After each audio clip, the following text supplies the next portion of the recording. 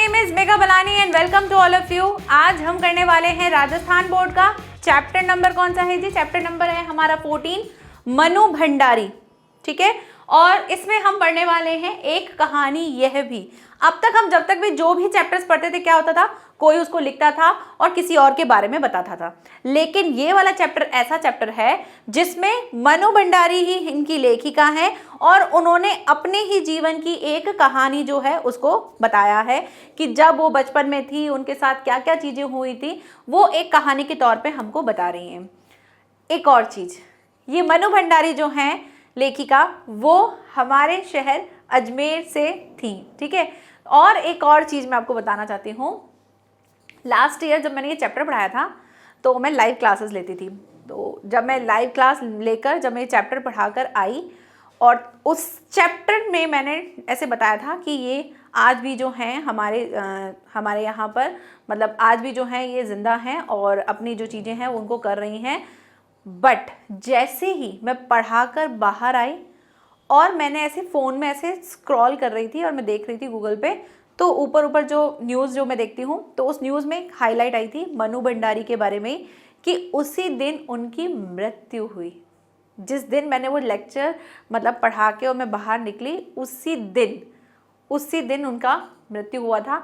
तो ये चीज़ बहुत, जब मैं पढ़ा के आ गई उसके बाद मैं सोची थी कि जिसके लिए मैं अभी जस्ट हैं यूज़ करके उस चैप्टर को समझा रही थी, और जैसे ही क्लास से मैं बाहर आई और मैंने उनकी न्यूज़ जो है, हालांकि थोड़ी देर पहले उनकी हो चुकी थी लेकिन मैंने वो न्यूज़ बाद में पढ़ी थी। तो स्टार्ट करते हैं। ये कुछ चीज़ें थी जो मेरे को लगा कि आपको बतानी चाहिए। चलिए स्टार्ट करते हैं। और मनु भंडारी के पहले हम जीवन परिचय को देखेंगे, उसके बाद हम इसके आगे के चैप्टर को देखेंगे। सबसे पहले लेखिका का परिचय अगर देखें, लेखक नहीं लेखिका है तो लेखिका लगाएंगे। हिंदी की प्रसिद्ध कहानीकार श्रीमती मनु भंडारी का जन्म जो है सन 3 अप्रैल 1931 में मध्य प्रदेश के भानुपुर गांव में हुआ था।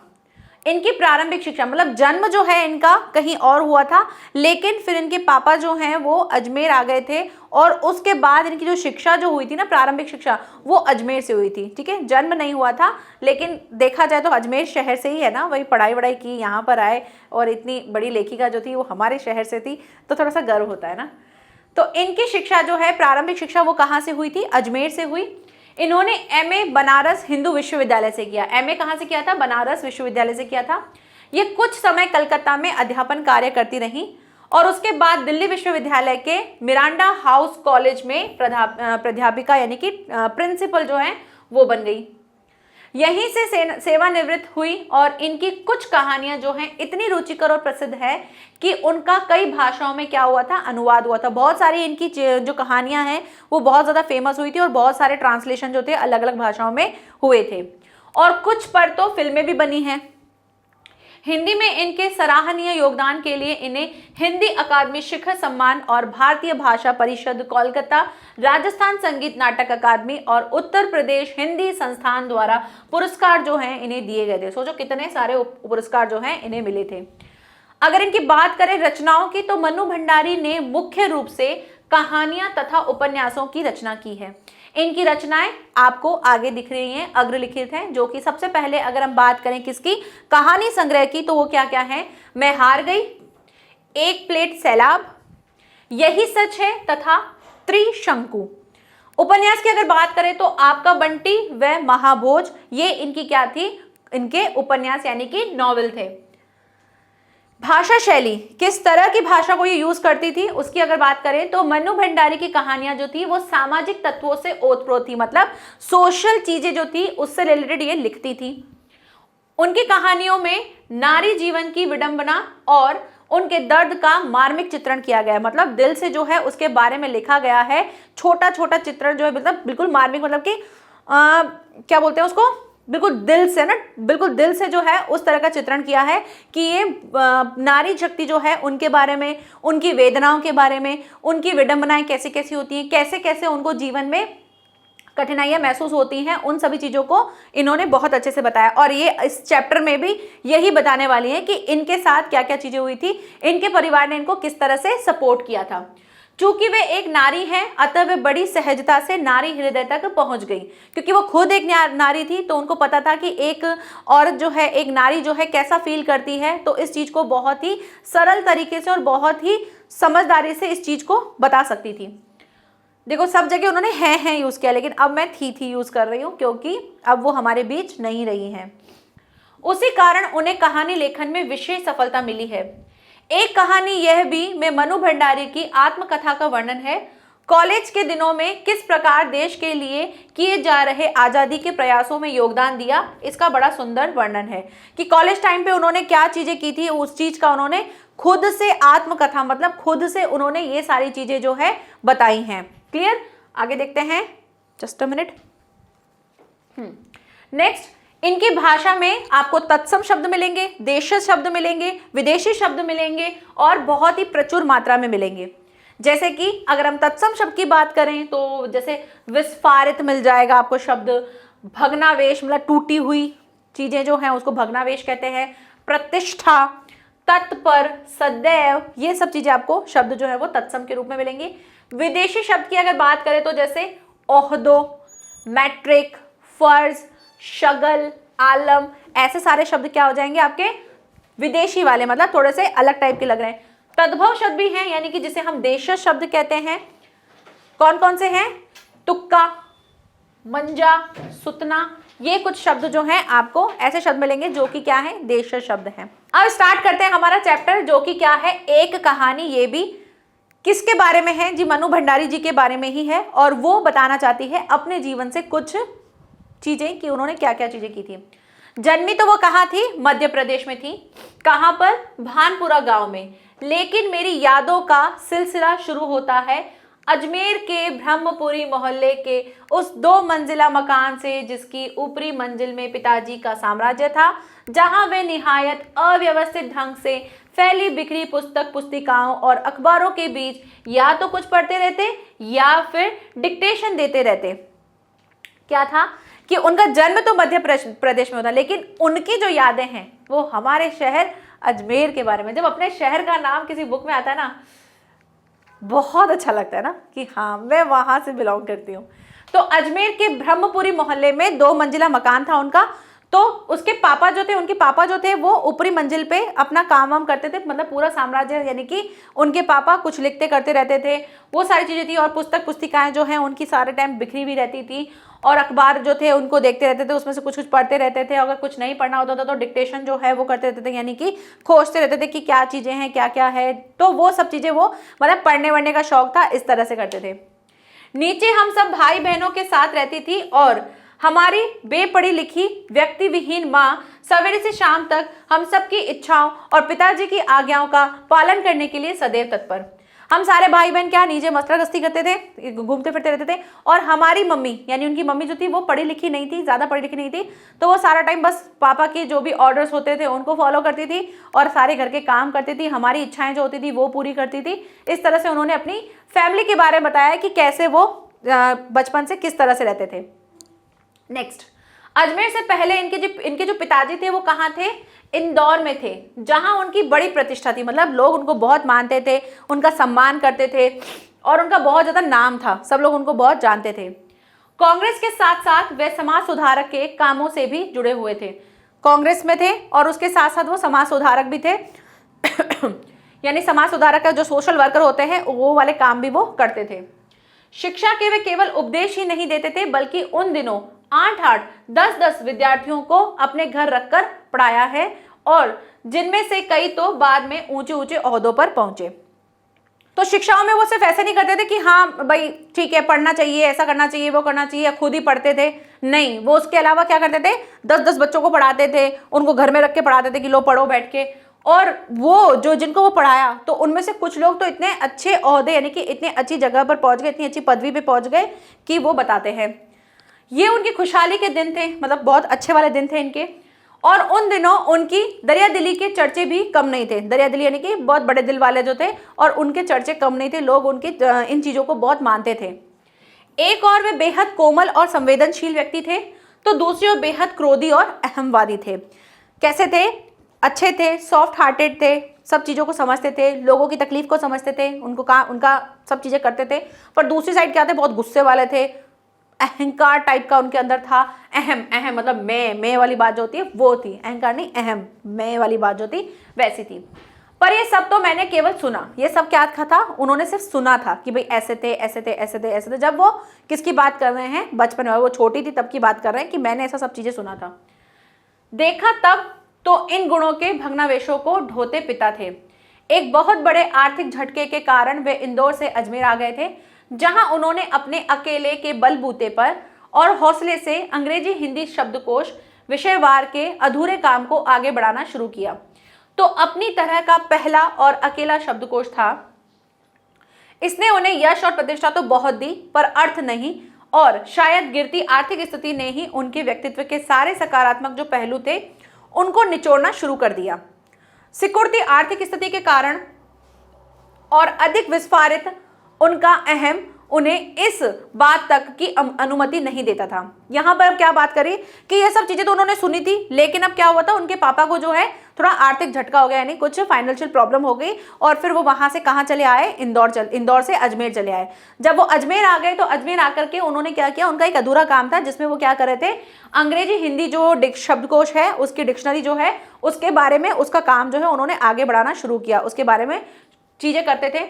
तो पहली तो उनका जो शब्दकोश था ये पहला था, अकेला ऐसा शब्दकोश था जो उन्होंने शुरू किया था, और इसमें उनको मतलब नाम तो बहुत मिला, लोगों ने उसको जाना भी, उसकी बहुत वाहवाही भी की, पर उनको अर्थ नहीं मिला, यानी कि उतना पैसा, उतनी चीजें जो है या उतना मीनिंगफुल जो उसका रिजल्ट होना चाहिए वो नहीं मिला।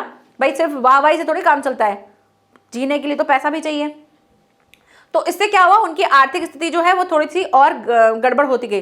तो जब व्यक्ति के पास फाइनेंशियली, जब वो क्या बोलते हैं उस चीज को डील करता है, अगर उसके पास फाइनेंशियली चीजों में वो स्ट्रांग नहीं होता है, तो उसको कहीं ना कहीं क्या होते हैं, जो उसके सकारात्मक पहलू थे, जो उसके पॉजिटिव थॉट थे, वो कहीं ना कहीं जाके बैकफुट पे चले जाते हैं। तो यही सारी चीजें उनकी होने लगी, और उनकी आर्थिक स्थिति जो क्या थी, धीरे धीरे क्या होने लगी, सिकुड़ने लगी। पहली चीज तो क्या थी, उनके साथ ही प्रॉब्लम थी, और दूसरी चीज इनकी क्या थी, इनका अहंकार, मैं जो अहम वाली जो चीज थी ना, वो इनके अंदर बहुत थी, और ये चीज उनको अनुमति नहीं दे रहा था कि वे कम से कम अपने बच्चों को तो अपनी आर्थिक व्यवस्थाओं का भागीदार बनाएं। और उनको ऐसा लगता था कि बच्चों को क्यों बताऊं, जो हूं मैं करूंगा, मैं ही हूं सब कुछ करने वाला, मेरे द्वारा ही सब कुछ चीजें होती है। तो उन्होंने इस चीज में अपने बच्चों को भी भागीदार नहीं बनाया कि चलो ठीक है मेरे बच्चे जो है वो मुझे सपोर्ट करेंगे। होते हैं ना कुछ लोग कि भाई नहीं, सब चीजें मैं करूंगा, मैं ही हूं, मैं ही इस घर का रखवाला हूं, मैं ही ये सब चीजें करूंगा। तो इस टाइप का उनका थोड़ा सोचना था, और अपने बच्चों को उन चीजों में इन्वॉल्व नहीं करते थे। नवाबी आदतें, अधूरी महत्वाकांक्षाएं, हमेशा शीर्ष पर रहने के बाद हाशिए पर सरकते चले जाने की यातना क्रोध बन करके हमेशा माँ को कंपाती थरथराती रहती थी। अपनों के हाथों विश्वासघात की जाने वाली गहरी चोटें जो हैं वो कैसी होंगी, वे जिन्होंने आंखें मूंद कर सबका विश्वास करने वाले पिता को बाद के दिनों में इतना शकी बना दिया था कि जब तब हम लोग भी उनकी चपेट में आते रहते थे। अब यहाँ पे उन्होंने अपने पिताजी का नेचर बता रहे हैं कि कैसे थे, कि भाई उनकी आदतें थी नवाबी वाली, है ना, महत्वाकांक्षाएं बहुत बड़ी बड़ी थी, हमेशा वो सोचते थे कि जो है यही है, और इस तरह से करते करते वो क्या हो गए थे, क्रोध में, बहुत क्रोध वाली चीजें उनके अंदर आ गई थी। और इस चीज की जो है यातनाएं वो किनको देते थे, माँ को देते रहते थे, और माँ जो थी वो इनकी बातों से थरथराती रहती थी, कांपती रहती थी कि कब किस बात पे डांट दे, कब किस बात पे गुस्सा कर दे, इस तरह से। और वे जिन्होंने आंखें मूंद कर, और ये चीज उनके अंदर कैसे आई थी कि वे जिनके ऊपर उन्होंने आंख बंद करके विश्वास किया था, जो उनके अपने थे, उन्होंने ही उन्हें धोखा दे दिया था, उनके साथ विश्वासघात किया था। तो अब ऐसा लगता था वो हर किसी को कैसे देख रहे हैं, शक की निगाह से देख रहे हैं, उनके ऊपर शक कर रहे हैं। और इस तरह से हम लोग भी कभी कभी क्या आ जाते थे, उनकी चपेट में आ जाते हैं। यानी ये बच्चे जो मनु जो है वो खुद बता रही है कि हम भी कभी कभी उनकी लपेटे में आ जाते थे, कि हमको भी कुछ ना कुछ कह देते थे। पर यह पितृ गाथा जो है मैं इसलिए नहीं गा रही कि मुझे उनका गौरव गान करना है, बल्कि मैं तो ये देखना चाहती हूँ कि उनके व्यक्तित्व की कौन सी खूबी और खामियां मेरे व्यक्तित्व के ताने बाने में गुथी हुई है, या कि अनजाने अनचाहे किए उनके व्यवहार ने मेरे भीतर किन ग्रंथियों को जन्म दे दिया। मैं काली हूँ, बचपन में दुबली और मरियल भी थी, गोरा रंग पिताजी की कमजोरी थी, सो बचपन में मुझसे 2 साल बड़ी खूब गोरी स्वस्थ और हंसमुख बहन सुशीला से हर बात में तुलना और फिर उसकी प्रशंसा ने ही क्या मेरे भीतर ऐसे गहरे हीन भाव की ग्रंथि जो है पैदा नहीं कर दी कि नाम, सम्मान और प्रतिष्ठा पाने के बावजूद आज तक मैं उससे उभर नहीं पाई।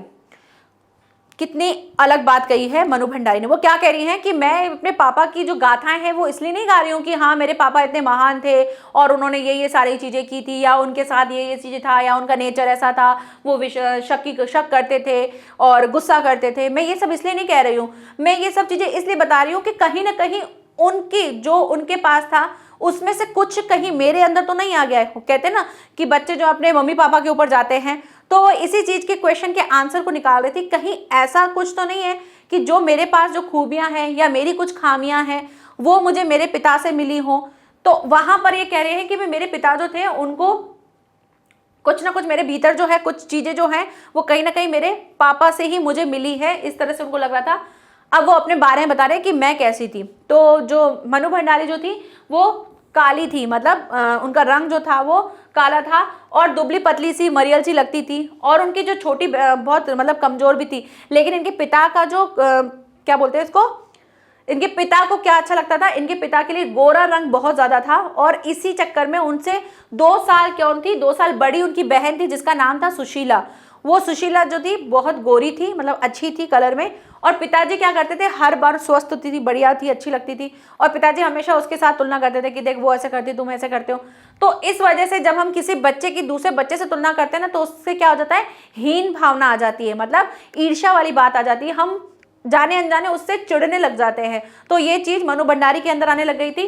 और मनु भंडारी कहती है कि आज मेरे पास क्या है, आज मेरे पास नाम है, सम्मान है, लोग मुझे जानते हैं, लेकिन कहीं ना कहीं मेरे अंदर क्या है, वो एक कसक है जो मुझे बार बार इसके आगे उभरने नहीं देती है। क्योंकि जब किसी को अंदर से किसी चीज का बुरा लग जाता है ना तो फिर उसके पास चाहे कितनी भी चीजें हो उसको लगता है कि यार मेरे पास ये चीज नहीं है, मेरे अंदर ये कमी है, क्योंकि सामने वाले ने उसको एहसास दिला दिया कि तुम ऐसी नहीं हो।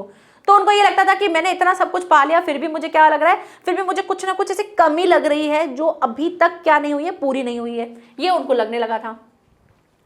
आज भी परिचय कराते समय जब कोई कुछ विशेषता लाकर मेरे लेख की उपलब्धियों का जिक्र करने लगता है तो मैं संकोच से सिमट ही नहीं जाती बल्कि गड़ने को हो आती हूँ। शायद अचेतन की किसी परत के नीचे दबी इस हीन भावना के चलते मैं अपनी किसी भी उपलब्धि पर भरोसा नहीं कर पाती। सब कुछ मुझे तुक्का ही लगता है। अब उनको क्या लगता है कि भाई अब वो इतनी फेमस हो चुकी हैं तो जब कोई उनसे उनका परिचय कराता ना कि भाई ये है मनु भंडारी, ये प्रसिद्ध लेखिका हैं, इस तरह से, तो जब उसका कोई उनकी जो तारीफ करता है तो अंदर से उनको एक क्या आ जाती है, हीन भावना आ जाती है कि मैं ही हूँ, मेरे लिए ही हो रहा है, मैं तो शायद मुझे लगता है कि मैंने जो किया है वो तो एक तुक्का है, मतलब गलती से मैं अच्छी बन गई और मैंने ये सब चीज अच्छी कर दी। अदरवाइज उनको बचपन से ही क्या देखा गया था, उनको कंपेयर करवाया गया था, और आज अगर उनकी तारीफ हो रही थी तो उनको अंदर से लगता था कि मेरे लिए बोल रहे हैं क्या, मैं ही हूँ क्या, मुझे ही बोल रहे हैं। तो उनको ये चीज अंदर से लगती थी और ये चीज हमेशा उनको एक क्या करती थी, एक संकोच में डाल देती थी और उस संकोच में वो ऐसे घिर जाती थी कि अच्छा मेरे बारे में बोल रहे हैं, ओके। तो वो उस चीज से खुश नहीं होती थी, उस चीज को भी वो कैसे ले लेती थी, अपने ऊपर सोचती थी कि अच्छा मेरे लिए है, मैं ऐसा कर सकती हूँ, मतलब विश्वास नहीं होता था उनको अपने ऊपर ही। पिताजी के जिस शक्की स्वभाव पर मैं कभी भन्ना जाती थी, आज एकाएक अपने खंडित विश्वासों की व्यथा के नीचे मुझे उनके शक्की स्वभाव की झलक ही दिखाई देती है। बहुत अपनों के हाथों विश्वासघात की गहरी व्यथा से उपजा शक। अब वो क्या बता रही है कि अचानक उनका जो ये विश्वास है, ये जो खंडित विश्वास है, जो टूटा हुआ जो विश्वास है, वो एकाएक क्या हो गया है, एक व्यथा के रूप में हो गया है, जो कि किस तरह से एक शकी स्वभाव जो है उसमें बदल गया है। और ये चीज जो है वो कहाँ से आई थी, वो पिताजी को कहाँ से मिली थी, अपनों से मिली थी, अपनों की वजह से मिली थी, और उसकी झलक जो है मुझे दिखती है।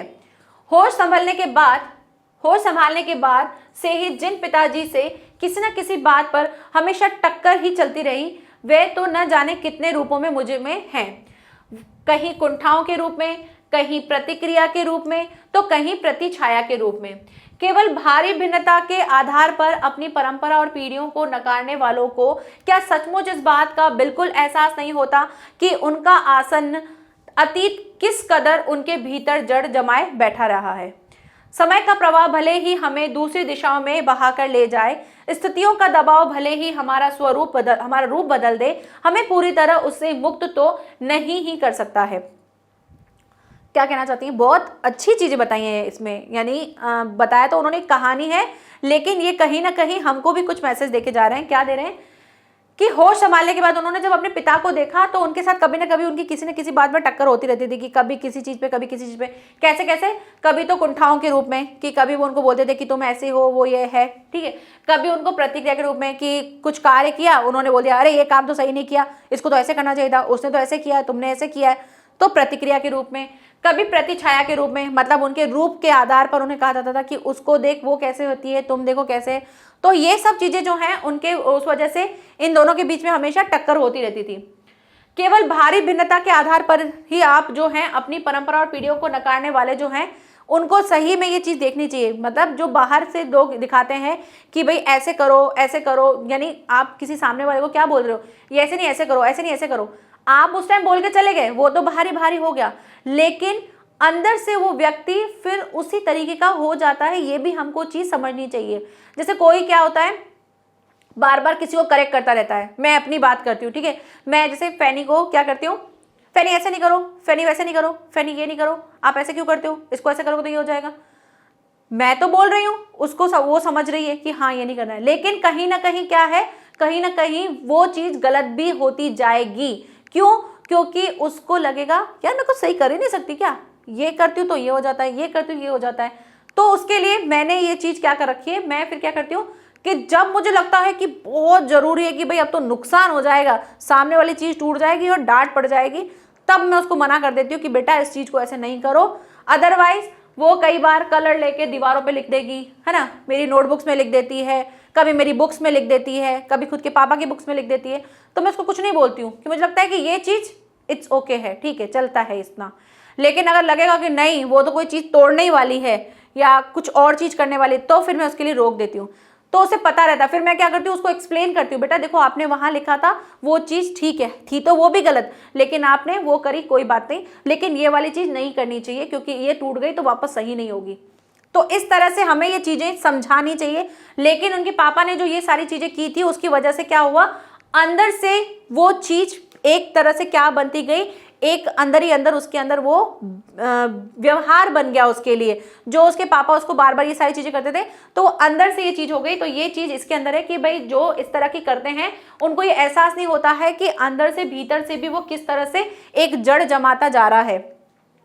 समय का प्रवाह भले ही आपको क्या होगा, अब टाइम टू टाइम क्या होगा, हो सकता है आप मूव ऑन कर जाओगे, आपको कुछ बोला गया, आप आगे बढ़ गए, लेकिन कहीं ना कहीं दिल के किसी कोने में अगर आपके अंदर उस टाइम वो बात चुभ गई होगी या कोई बात आपको लगी होगी, यार मैं क्या सच में ऐसे नहीं कर सकती, क्या मैं कुछ भी नहीं कर सकती, मेरे बस का कुछ भी नहीं है, या मैं कोई काम सही से नहीं कर सकती, तो उस टाइम पे क्या होता है, वो वाली बात आपको जीवन के हर पड़ाव में आगे याद आएगी। और यही चीज मनु भंडारी जो है वो बताना चाहती हैं कि आप भले ही आगे बढ़ जाओगे, स्थिति का रूप बदल जाएगा, सब कुछ आपको नॉर्मल लगेगा, लेकिन कहीं ना कहीं आप उस चीज से मुक्त नहीं हो सकते हो, फ्री नहीं हो सकते हो। नेक्स्ट, पिता के ठीक विपरीत थी हमारी बेपढ़ी लिखी माँ। कौन थी? जो उनकी माता जो थी वो उनसे, उनके पिता से बिल्कुल विपरीत थी, बिल्कुल अलग स्वभाव की थी। धरती से कुछ ज्यादा ही उनके अंदर क्या था, धैर्य और सहनशीलता थी, बहुत सब्र था, बहुत सहनशील थी, शायद उनमें बता रही है कि धरती से भी ज्यादा उनके अंदर सब्र था। पिताजी की हर जाति को वो क्या करती थी, अपना प्राप्य और बच्चों की हर उचित अनुचित फरमाइश और जिद को अपना फर्ज समझ करके बड़े सहज भाव से स्वीकार करती थी। जो जैसा बोलता था, हम बच्चे बोलते थे, चाहे पापा जो भी चीज़ कहते थे जो नहीं होनी चाहिए, टाइम पे नहीं हो पाए, वैसी भी सारी चीज़ें जो हैं वो चुपचाप आराम से कर देती थी। उन्होंने जिंदगी भर अपने लिए कुछ नहीं मांगा था, चाहा था, केवल दिया ही दिया है, कभी कुछ मांगा नहीं, हमेशा दिया ही दिया था। हम भाई बहनों का सारा लगाव शायद सहानुभूति से उपजा है, माँ के साथ था, लेकिन निहायत असहाय मजबूरी में लिपटा उनका यह त्याग कभी मेरा आदर्श नहीं बन सका, न उनका त्याग न उनकी सहिष्णुता। खैर जो भी हो, अब यह प्रत्येक पुराण जो है यही समाप्त करके अपने पर लौटती हूँ। अब वो क्या बता रही है कि मेरी मम्मी जो थी वो पापा से तो विपरीत थी, और उनके अंदर जो चीज़ें थी वो मुझे लगता था कि हाँ मुझे उनसे कुछ सीखना चाहिए, और हमको लगाव भी था अपनी माता से, लेकिन ये सब चीज़ें सिर्फ वही तक थी। एक्चुअल में तो क्या है, ना तो हमने कभी उनके त्याग का, ना ही हमने उनके कुछ बलिदान का जो था वो उस चीज़ को हमने इतना ध्यान नहीं दिया, मतलब कभी उनको ऐसे अप्रिशिएट वो वाली चीज़ की तरह नहीं किया। हाँ, पता था कि मम्मी हमारे लिए करती है, लगाव भी था, लेकिन उस चीज़ से हमने कभी वो चीज़ को फॉलो नहीं किया। और आगे क्या बोल रहे हैं कि लिप्टाउन का ये त्याग जो है कभी आदर्श नहीं बन सका, मतलब आदर्श यानी कि हमने कभी अपनी माँ को ऐसे आदर्श के रूप में नहीं माना कि हाँ मेरी मम्मी जो है वो त्याग की मूर्त हैं और वो सहिष्णु हैं और वो धैर्यशील है और उस आदर्श को लेके वो अपने जीवन में आगे चले हो। हाँ, उन्हें पता था कि हमारी माता जो है वो हमसे बहुत प्रेम करती है और वो बहुत ही धैर्यवान है, लेकिन उनको कभी भी आदर्श नहीं बनाया। अब उन्होंने कहा कि ये तो हो गया मेरा पैतृक पुराण, यानी मेरे घर वालों के बारे में जो मेरे को बताना था वो मैंने बता दिया। अब मैं किस पर आती हूँ, अपने ऊपर आती हूँ कि मैं क्या हूँ और मैंने अपने जीवन में क्या क्या किया। 5 भाई बहनों में सबसे छोटी मैं, सबसे छोटी कौन थी? मनु भंडारी थी। सबसे बड़ी बहन की शादी के समय मैं शायद 7 साल की थी, उनकी बहन की जब शादी हुई वो 7 साल की थी। उनकी एक धुंधली सी याद जो है उनके मेरे मन में है, लेकिन अपने से 2 साल बड़ी बहन जो है सुशीला और मैंने घर के बड़े से आंगन में बचपन के सारे खेल जैसे कि सतोलिया, लंगड़ी टांग, पकड़म पकड़ाई, काली टिल्लो, ये क्या होता है मैं तो कभी खेली नहीं, काली टिल्लो, तो कमरों में गुड्डे गुड्डियों का ब्याह, ये सब रचाया था। पास पड़ोस की सहेलियों के साथ यूं खेलने को हमने भाइयों के साथ भी गिल्ली डंडा भी खेला है, पतंग उड़ाना, कांच पीस कर मांझा सूतने का काम भी किया है। लेकिन उनकी गतिविधियों का दायरा घर के बाहर ही अधिक रहता था और हमारी सीमा थी घर। क्या बताया उन्होंने कि भाई बचपन में उन्होंने अपने बहनों के साथ खेला है, बहुत सारे खेल खेले हैं, भाइयों के साथ भी खेला है, लेकिन भाई जो थे वो घर से बाहर गेम खेल लेते थे, लेकिन हमको क्या था, हमको इजाजत थी सिर्फ घर के अंदर खेलने की। ठीक है, नेक्स्ट आगे देखते हैं। हाँ, इतना जरूर था कि उस जमाने में घर की दीवारें घर तक ही समाप्त नहीं हो जाती थी बल्कि पूरे मोहल्ले तक फैली रहती थी। तब क्या होता था, ऐसे नहीं होता घर से बाहर, अभी के टाइम पर घर से बाहर बच्चा निकल जाए हालत ऐसे हो जाती है कि अरे बच्चा घर से बाहर है, 2 मिनट बार बार देख के आए, है ना, क्योंकि माहौल ऐसा लगता है। लेकिन उस टाइम पे घर घर नहीं, घर मतलब मोहल्ला हो जाता था, उसको बोलते थे। मोहल्ले के किसी भी घर में जाने में कोई भी पाबंदी नहीं होती थी, बल्कि कुछ घर तो परिवार का हिस्सा ही थे। आज तो मुझे बड़ी शिद्दत के साथ ये महसूस होता है कि अपनी जिंदगी बहुत जीने के इस आधुनिक दबाव ने महाघरों के जो फ्लैट हैं उनमें रहने वाले हमारे इस परंपरागत पड़ोस कल्चर से विच्छिन्न करके हमें कितना संकुचित, असहाय और असुरक्षित बना दिया है। मेरी कम से कम 1 दर्जन आरंभिक कहानियों के पात्र इसी मोहल्ले के हैं जहां मैंने अपनी किशोरावस्था गुजार अपनी युवावस्था का आरंभ किया। क्या बता रही है? वो बता रही है कि भाई पहले के टाइम में तो घर कैसे होते थे, भाई पूरा मोहल्ला ही घर बोला जाता था, कोई भी कहीं भी चला जाता था, कोई ऐसी पाबंदी नहीं थी। लेकिन आज के टाइम पे बता रही है कि लोग फ्लैट्स में रहते हैं, तो फ्लैट्स में रहने से क्या होता है, उसको घोंसला बोलते हैं, मैं तो उसको घोंसला बोलती हूँ, कि जैसे घोंसला नहीं होता है वैसे होते हैं कि अपने में ही दुबके रहते हैं, बाहर नहीं निकलते हैं। मैं तो ज़िंदगी जी चुकी हूँ 6 साल, तो मेरे को तो बड़ा वो लगता है, यहाँ आके तो मुझे बहुत अच्छा लगता है कि सब कुछ जैसे पड़ोसी वड़ोसी दिखते हैं। वहाँ इसको किसी को कितना मतलब ही नहीं होता है कि कौन क्या है, क्या कर रहा है, क्या कर रहे हो। सुबह सब उठा के अपना टिफिन ले जाते हैं, शाम को आते हैं, खाए पिए सो गए, चलो वीकेंड पे घूम के आ गए, इतना ही होता है। तो यहाँ पे बता रहे हैं कि अब जो है फ्लैट्स में रहते हैं तो वो सोच कैसी हो गई है, बहुत ही संकुचित हो गई है, बहुत छोटी हो गई है, सब लोग बस अपने में रहते हैं, असुरक्षित सा महसूस करते हैं, ये सारी चीज़ें होने लगी हैं। और उन्होंने बोला है कि मेरी कहानी का जो 1 दर्जन जो है ना, वो सारा मैंने इस मोहल्ले के लोगों के ऊपर ही लिखा है। मेरी जो कहानियां हैं उसमें आपको आधे से ज़्यादा पात्र ऐसे ही मिलेंगे, कैरेक्टर्स इसी के मिलेंगे। और अपनी किशोर अवस्था जो गुजार के वो अपनी युवावस्था का आरंभ जो है उन्होंने यहाँ किया। 1-2 को छोड़कर उनमें से कोई भी पात्र मेरे परिवार का नहीं है, मतलब 1-2 को छोड़ के मेरे परिवार में से उसने क्या, यानी कहानी के पात्रों की बात कर रही है कि मेरे घर के 1-2 होंगे, बाकी तो सारे कौन है, मेरे मोहल्ले के लोग ही होंगे। बस इनको देखते सुनते इनके बीच ही मैं बड़ी हुई हूँ, लेकिन मेरी इनकी छाप मेरे मन में कितनी गहरी थी इस बात का एहसास तो मुझे कहानी लिखते समय हुआ। उन्होंने बोला कि जब मैंने लिखा ना, तब मुझे इस कहानी में उनकी छाप कितनी मेरे जीवन पे पड़ी है वो मुझे पता चला। हम क्या करते हैं, बहुत से लोगों के साथ रहते हैं ना, हमारे आसपास बहुत से लोग रहते हैं, लेकिन जब कभी हम उन लोगों से दूर चले जाते हैं और जब हम बात करते हैं तो जिस इंसान के बारे में आप बात करोगे बोलोगे अरे मैं तो उसके साथ इतना रहती भी नहीं हूँ, इतना बात भी नहीं होती, फिर भी उसके बारे में बात कर रहे हैं। तो मतलब उसकी छाप आपके मन में छूटी हुई है, तभी आप जब आप उससे अलग हो रहे हो तब आप उसके बारे में बात कर रहे हो। ठीक है, इतने वर्षों के अंतराल ने भी मुझे उसकी भाव भंगिमा, भाषा किसी को भी धुंधला नहीं किया और बिना किसी विशेष प्रयास के बड़े सहज भाव से वे उतरते चले गए थे। उसी समय के दा साहब अपने व्यक्तित्व की अभिव्यक्ति के लिए अनुकूल परिस्थितियां पाते ही महाभोज में इतने वर्षों के बाद कैसे एकाएक जीवित हो उठे, यह मेरे अपने लिए भी आश्चर्य का विषय था। एक सुखद आश्चर्य। अब यहाँ पे दास साहब किसी व्यक्ति के बारे में बात कर रहे हैं कि जब वो लिख रही थी तो उस टाइम पर जिस व्यक्ति के बारे में लिखती थी उस व्यक्ति के बारे में वो किस स्टाइल में बोलता है, क्या करता है, वो सारी चीजें जो हैं उनको मतलब वो चीज़ें उनके लिए धुंधली नहीं हुई थी, वो इजीली कर पाती थी कि हाँ कौन, हर किसी के बोलने का एक एक्सेंट अलग होता है, तो वो उस तरीके को कभी भूली नहीं थी। और इसी तरह उन्होंने बोला कि दास साहब के व्यक्तित्व की जो अनुकूल परिस्थितियां हैं वो मुझे देखने को मिली और जो कि क्या था, एक सुखद विषय था। आगे बात करते हैं। उस समय तक हमारे परिवार में लड़की के विवाह के लिए अनिवार्य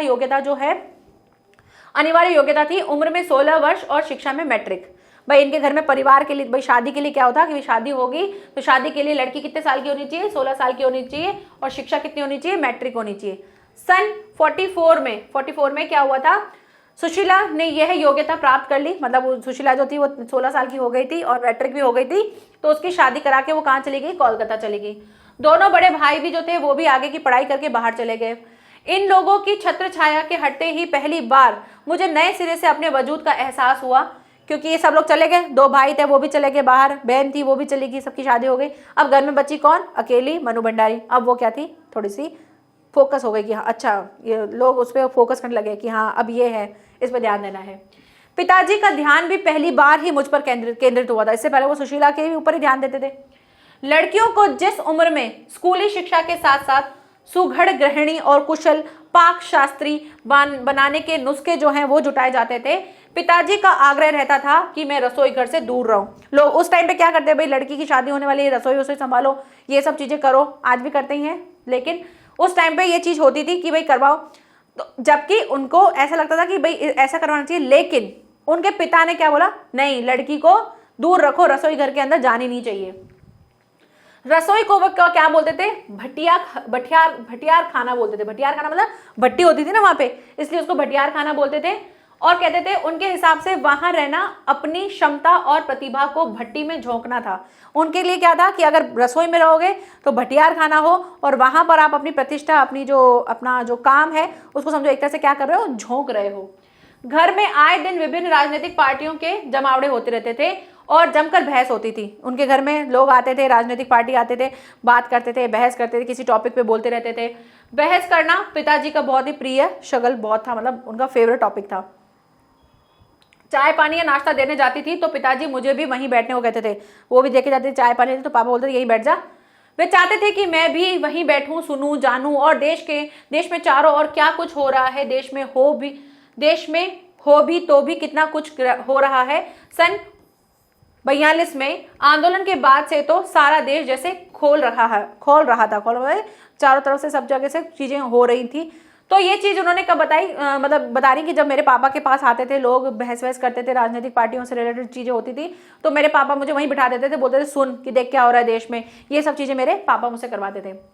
लेकिन विभिन्न राजनीतिक पार्टियों की नीतियां, उनके आपसी विरोध या मतभेदों की तो मुझे दूर दूर तक कोई समझ नहीं थी। हाँ, क्रांतिकारी और देशभक्त शहीदों की रोमानी आकर्षण और उनकी कुर्बानियों से जरूर मन आक्रांत रहता था। भाई मुझे नहीं पता था कि राजनीतिक पार्टियां कौन से विरोध कर रहे हैं, किसके बारे में बहस कर रहे हैं, क्या कर रहे हैं, मुझे इतना नहीं पता था। लेकिन हाँ, मुझे इतना पता था कि देश जो भक्त है, शहीद हैं, जो क्रांतिकारी हैं, वो उन्होंने क्या कुर्बानियां की थी और उसकी वजह से मेरे मन में जो है एक आक्रोश उत्पन्न हो जाता था, आक्रांत हो जाता था कि यार हमारे देशवासियों के साथ ऐसा हो रहा है, हमारे जो सिपाही है उन्होंने ये चीजें की, उस चीजों से मुझे होता था। 10वीं कक्षा तक आलम यह था कि बिना किसी खास समझ के घर में होने वाली बहस सुनती थी और बिना चुनाव किए, बिना लेखक की अहमियत से परिचित हुए किताबें पढ़ती थी। 10वीं क्लास में थी तो उससे बहस वहस सुनती थी, उनको ज़्यादा कुछ तो समझ में आता नहीं था, लेकिन सुन लेती थी और किताबें पढ़ती थी जिसमें उनको पता नहीं होता था कि लेखक क्या बोलना चाहता है, क्या समझाना चाहता है, बस उनको किताबें पढ़नी थी तो पढ़ लेती थी।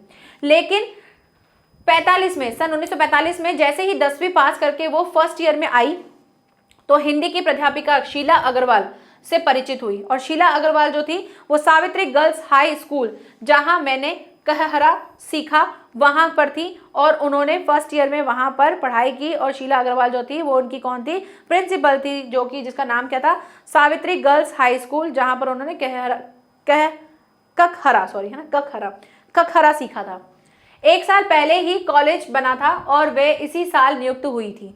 उन्होंने बकायदा साहित्य की दुनिया में प्रवेश कराया, मात्र पढ़ने को चुनाव करके पढ़ने में बदला, खुद चुन चुनकर किताबें दी और पढ़ी हुई किताबों पर बहस की। तो 2 साल बीतते न बीतते साहित्य की दुनिया शरद प्रेमचंद से बढ़कर जैनेन्द्र अज्ञे, यशपाल, भगवती चरण वर्मा तक फैल गई और फिर तो फैलती ही चली गई।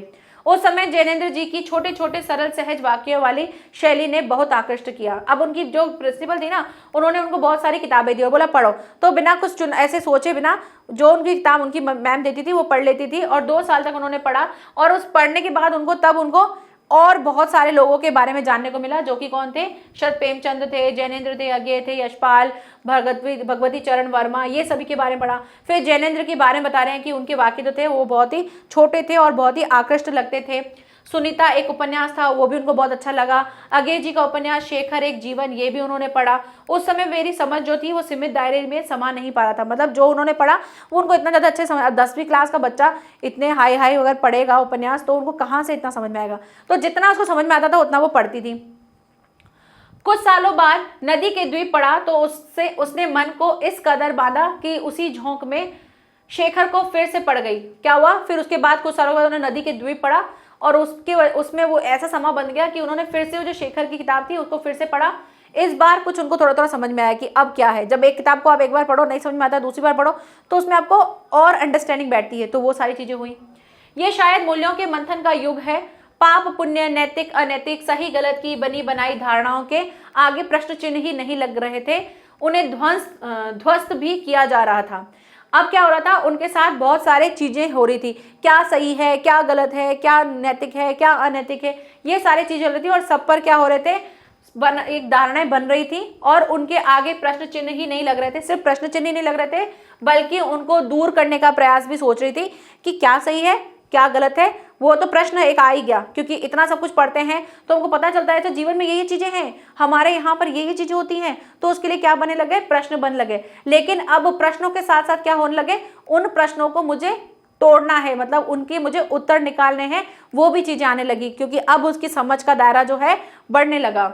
इसी संदर्भ में जैनेन्द्र का जो त्याग पत्र है, भगवती बाबू का जो चित्रलेखा पढ़ा, शीला अग्रवाल के साथ लंबी लंबी बहस करने लगी वो अपनी प्रिंसिपल, अब क्योंकि उनकी प्रिंसिपल ने वो पढ़ रखा था, अब उसने पढ़ा, उसको कुछ ज्ञान मिला, अब वो उससे रिलेटेड अपनी टीचर से पूछती थी, फिर उन दोनों के बीच में सहमति नहीं होती थी, फिर उसके बारे में वो बहस करते थे और जितना समझ सकती थी वो समझी। आगे शीला अग्रवाल ने साहित्य का दायरा ही नहीं बढ़ाया बल्कि घर की 4 दीवारी के बीच बैठकर देश की स्थितियों को जानने समझने का जो सिलसिला पिताजी ने शुरू किया था, उन्होंने वहां से खींचकर उसे भी स्थितियों के सक्रिय भागीदार में बदल दिया। अब उनकी जो टीचर थी शीला अग्रवाल, वो ये जो सावित्री गर्ल्स स्कूल है या गर्ल्स कॉलेज जो है वो आज भी है ना, मेरी काफ़ी कजन्स जो है वहाँ पढ़ चुकी है, मैंने तो नहीं पढ़ाई करी थी, हाँ कहाँ थी मैं, हाँ तो शीला अग्रवाल जो थी उन्होंने बोला कि भाई साहित्य में जो था उनकी सिर्फ और सिर्फ ऐसे पढ़ने के लिए नहीं दिया, अब वो घर से 4 दीवारी से बाहर निकल के बहुत सी चीज़ों के बारे में जान रही थी जो कि पिताजी ने बहुत पहले ही इस पे काम कर दिया था और अब ये भी कर रही थी। आगे सन 46-47 के दिन में वे स्थितियाँ, उसमें वैसे भी घर में बैठे रहना संभव था भला नहीं। प्रभात फेरियां होती थी, हड़तालें होती थी, जुलूस होते थे, भाषण होते थे, हर शहर का चरित्र यही था। पूरे दमखम और जोश खरोश के साथ इन सब में जुड़ना हर युवा का उन्माद था। मैं भी युवा थी और शीला अग्रवाल की जोशीली बातों ने मुझे मेरे रगों में भी क्या कर दिया था, बहते हुए खून को लावे में बदल दिया था। अब वो क्या हुआ था कि 1946-47 में उस टाइम पर सब जगह पे हड़तालें ये सब चीज़ें हो रही थी और उनके अंदर भी ये सारी देशभक्ति वाला जोश तो आ ही गया था और वो भी क्या करने लगी, वो भी इस चीज़ों में आगे बढ़ गई और इसमें भागीदारी लेने लगी और इस तरह से उन्होंने बहुत सारी भागीदारी ली। यहाँ पर चैप्टर कंप्लीट नहीं होता है, चैप्टर हम नेक्स्ट क्लास में कंप्लीट करेंगे। अभी भी बहुत सारा चैप्टर है, अभी तो हमको समझना बाकी है कि क्या क्या उन्होंने किया था। भाई इतना सारा जोश जो उनके अंदर आ गया था तो उस जोश का उन्होंने कैसे किस तरह से किया, तो वो सारी चीज़ें हम नेक्स्ट क्लास में पढ़ेंगे। ठीक है, तो मिलते हैं नेक्स्ट क्लास में, तब तक के लिए thank you so much, bye bye and take care.